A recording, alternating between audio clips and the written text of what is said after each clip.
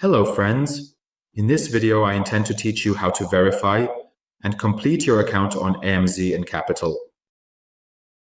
After completing the registration part, we enter the verification section, which is divided into two parts: ID card verification and address verification. In the ID card section, you can upload documents such as a passport, national ID, or driver's license by clicking on the upload option. In this section, you upload a picture of the front and back of your ID card, and after uploading the documents, you enter the profile and address section where you can choose between categories like bills or bank statements, etc. Please note that the documents must be dated within the last 3 months, but click on Upload.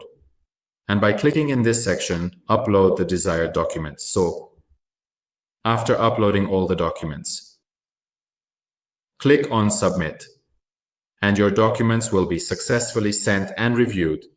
Click on Go to Dashboard. We enter our account dashboard, and as you can see, our documents are under review.